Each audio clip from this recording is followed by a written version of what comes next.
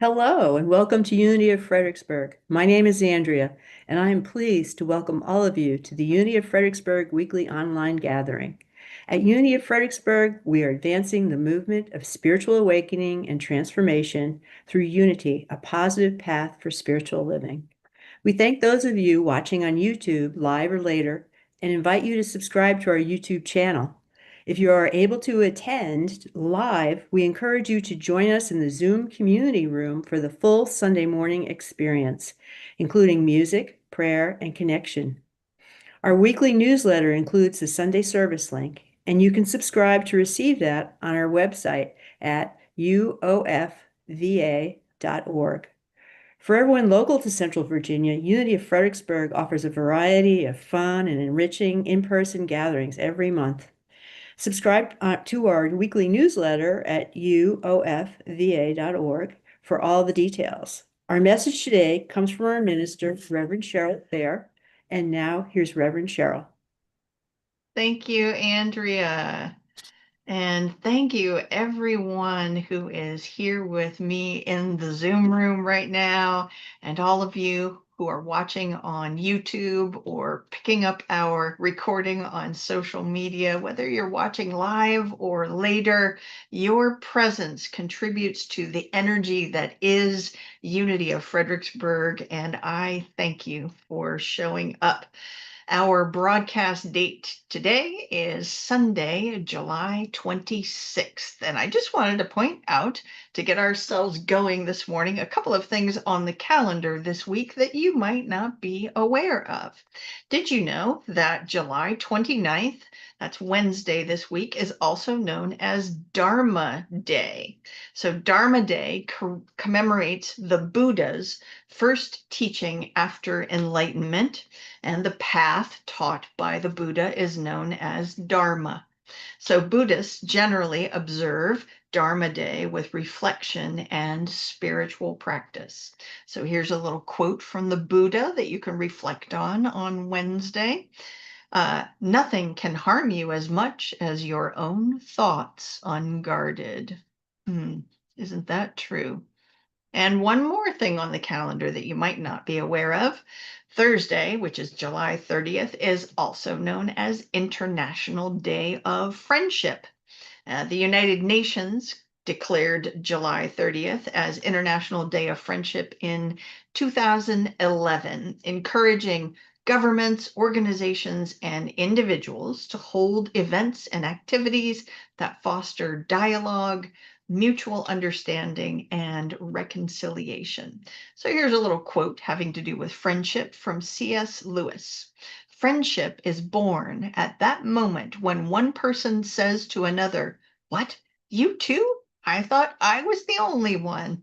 So that's just a couple things on the calendar this week.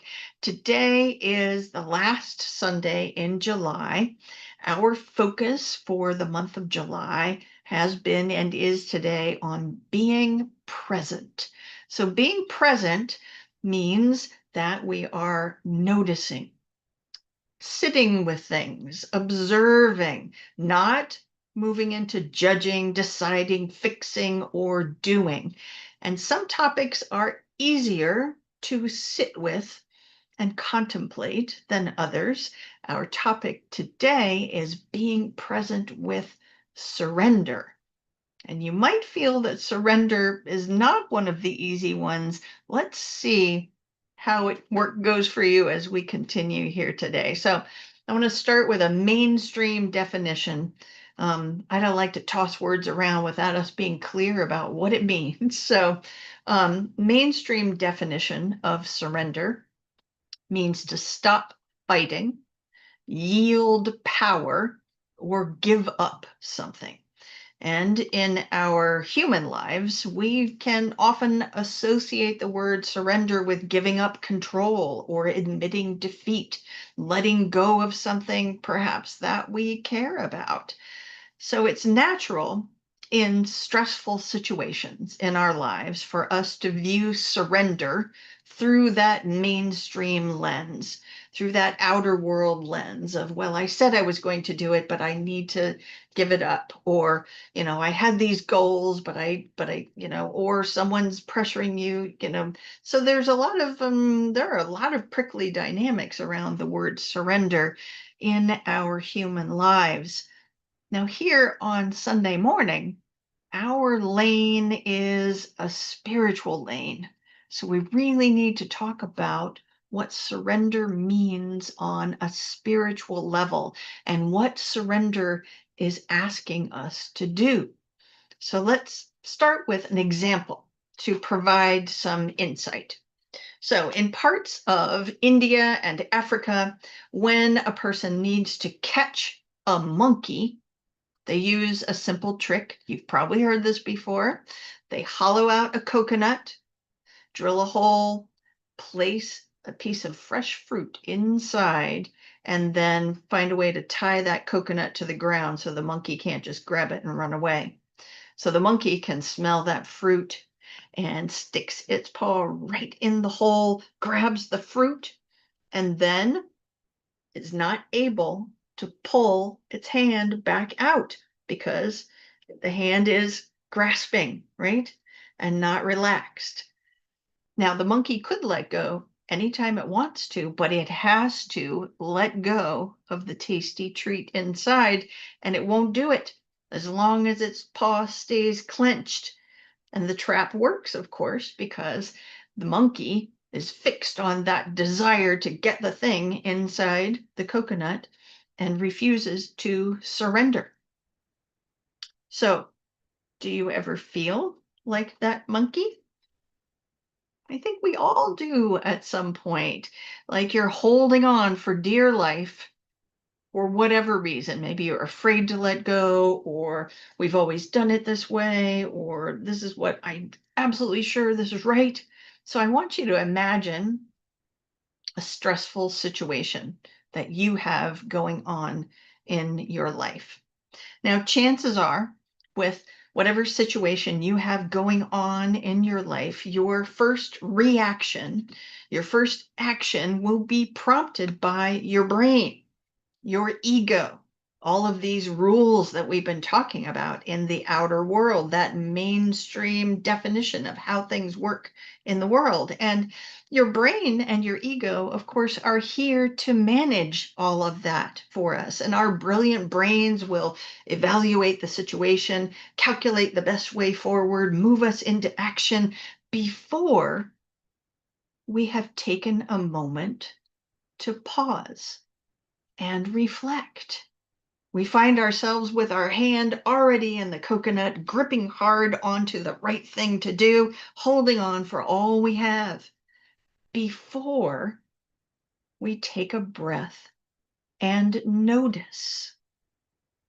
We find ourselves in perhaps the same old pattern we've had for a long time, paying attention to those unspoken fears driving our actions, unwilling or unable to actually pay attention to be present with the circumstances in our bodies, in our hearts. And we find ourselves just locked into reacting and action. So, keeping in mind that stressful situation, that example that you have in mind, take a deep breath with me right here, right now. Just take a breath. Let's do a couple affirmations. I release the need to control outcomes. I release the need to control outcomes. I align with divine mind. I align with divine mind. I choose freedom over fear. I choose freedom over fear. So, do you feel any better? Maybe a little bit after doing that? Maybe a little bit softer, a little bit looser around whatever situation you have in mind. I encourage you to not be too hard on yourself. Now, our brains are brilliantly designed to manage the outer world. And after all, we are 100% human all the time. We need our brain and our ego to get through the day. So be sure to bless your brain for all that it does for managing that. And remember that we are also 100% divine all the time.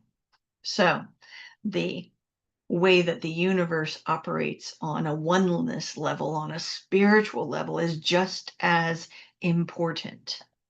The more devoted we are to our spiritual practice, the better we get at catching ourselves before we move into action or reaction, before we stick our hand into the coconut and get ourselves stuck. The more devoted we are to our spiritual practice, the better we get at waking up and noticing, ah, look what I'm doing, and being willing to relax and let go and release ourselves from whatever bind we've gotten ourselves in. And that moment of pausing, of noticing, of realizing, that is surrender in spiritual terms. Spiritual surrender is releasing the personal mind so the Christ mind can express. So when we pivot our awareness from our human nature to our divine nature, that is surrender in spiritual terms. It's the moment you stop trying to fix outer conditions and instead address whatever you're holding in consciousness around this situation. It's that moment that Jesus demonstrated for us when we shift from my will to thy will. That is surrender in spiritual terms. Spiritual surrender is releasing the personality so the soul can lead. When we are willing to intentionally disengage the brain and the ego, that is surrender in spiritual terms. So, this moment of spiritual surrender that we're talking about involves a shift of authority, right? Moving from control that's based on outer conditions to the inner guidance of divine mind, of divine love. It involves a release of resistance, letting go of fighting against whatever is so that clarity can emerge. As long as we're engaged in that fighting, whatever it is, struggling, then we can't listen, we can't be open to divine guidance. So we release that resistance so that clarity can emerge, and it involves a trusting posture. So choosing to believe in the omnipresent goodness of the universe, despite whatever your human senses might be telling you. And it involves a return to alignment, aligning yourself with that which you believe to be true, with all that is, with that which we call God. Surrender in spiritual terms is not a defeat, it's a recalibration with the way the universe operates rather than the way this situation out here operates. So, once again, take a deep breath, my friends. Let's just let all of that settle for a moment. I like to have some little pauses, because we have a lot that we cover on Sunday morning. Take a pause. Here's a couple more affirmations. I release whatever I'm gripping. I release whatever I'm gripping. I align all that I am with spirit within. I align all that I am with spirit within. Now, being present with surrender may not feel comfortable, my friends. Your brain is not going to want to let go without, you really stepping into your spiritual authority over your own consciousness, your power of power. And it takes practice, right? You need to practice this, just being present and not immediately wanting to fix or react or move into action, just being present with the dynamics. And practicing this is worth it, my friends. The benefits, here's some benefits to being present with surrender. All those stories that your ego carries about fear and scarcity and separation lose their grip when you stop feeding them your energy through resisting. When you stop trying to force outcomes, like, I can deal with this, I can do this, you can finally have space to sense your own intuition, the wonders of synchronicity, of goodness showing up for you in miraculous ways. And you can sense that divine guidance that is always bubbling up within you. Surrender softens defensiveness and makes it possible for us to step into compassion in prickly situations. Now, hearing all of that, your brain may still have objections about certain situations. Well, what about this? What about I have to? Well, just notice that it's highly likely that all of these objections that your brain is showing you are all examples from the outer world. And remind yourself that spiritual surrender is not passivity. It is an active spiritual choice. It is not abandoning responsibility. It is actually stepping into being spiritually responsible. It is not letting life happen to you. Again, spiritual surrender is an active spiritual choice to stop resisting whatever deeper truth is present in these circumstances that you're thinking about. And it's not weakness. Being willing to let go of ego control is an absolute demonstration of spiritual strength. So imagine yourself one more time with your hand clenched tight inside that coconut, gripping. Now, allow yourself to slowly and gently relax that hand. Feel each individual finger letting go. Take a breath. Let's have another affirmation. I allow the highest good to flow as I let go. I allow the highest good to flow as I let go. So, whenever a situation arises and you feel like your buttons are being pushed, ask yourself, are you willing to be present with surrender? Being present with surrender will require you to pause. Notice your thoughts and feelings. Sit with any discomfort around the situation. Set aside those reactions that are bubbling up and your desire to do something.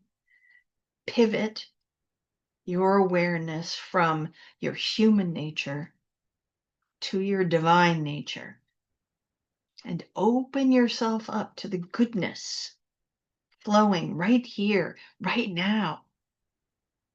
Ask yourself, are you willing to, as the saying goes, let go and let God? So we're going to move into our time of meditation now. We have a little bit longer of a meditation than we normally do. And as we prepare for that time in the stillness together, I invite you again to take a couple of deep breaths.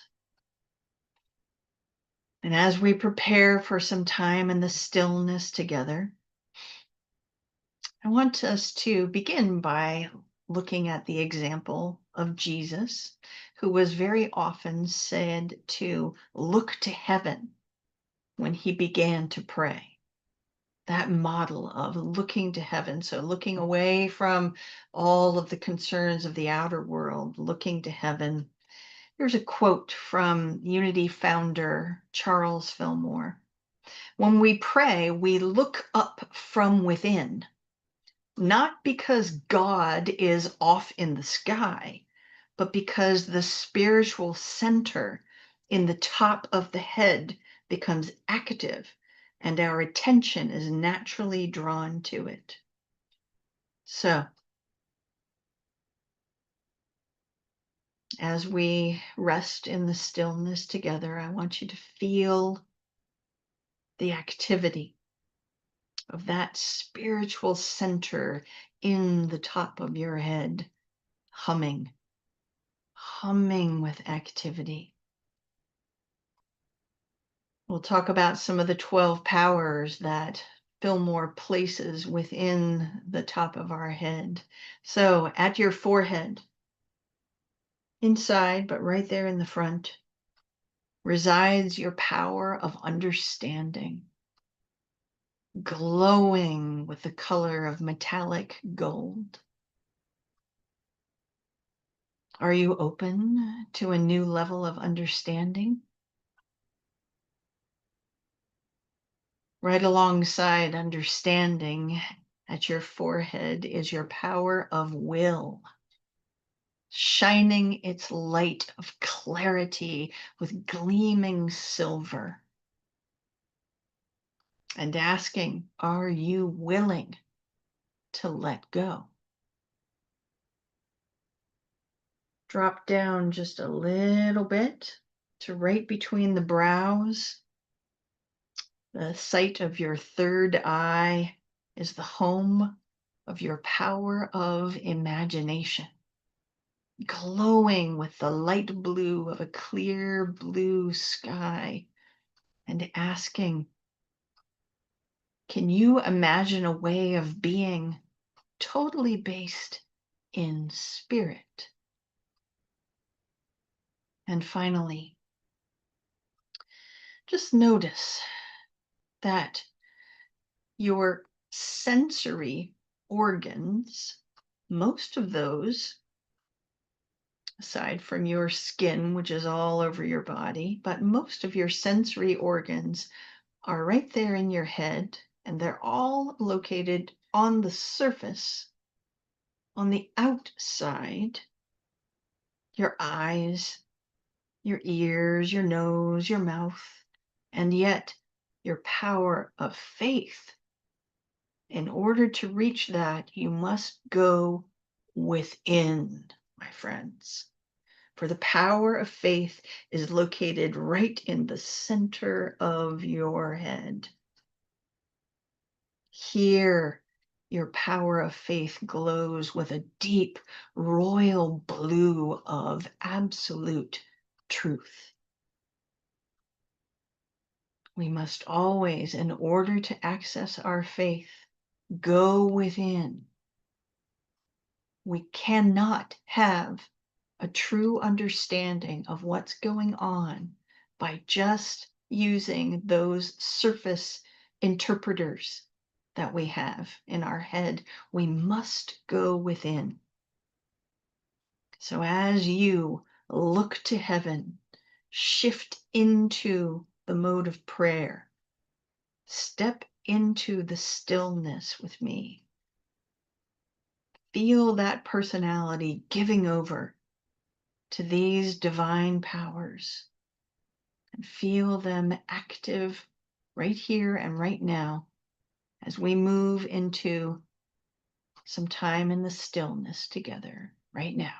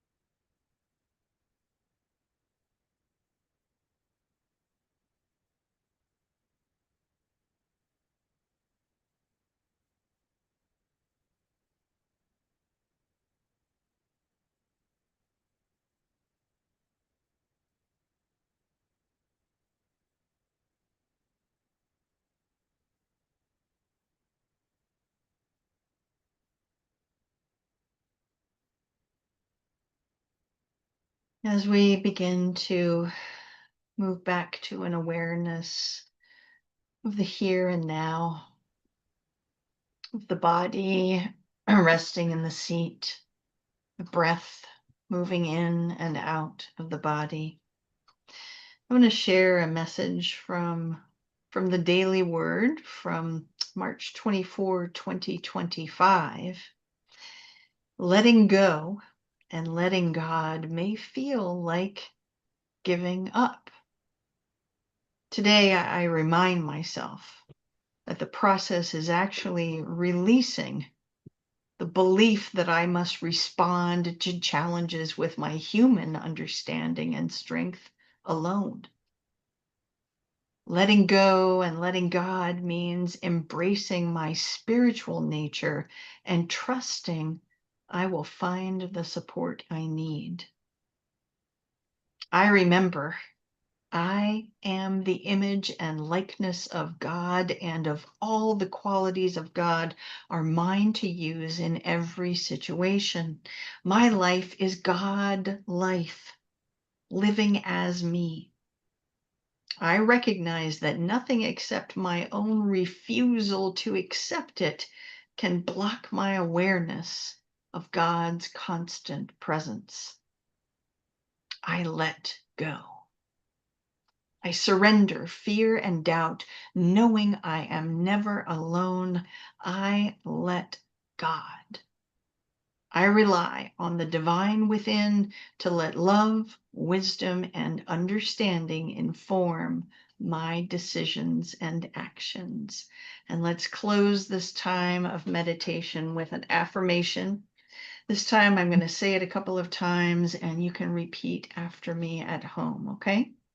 Here it is. I let go, let God, and trust the divine within.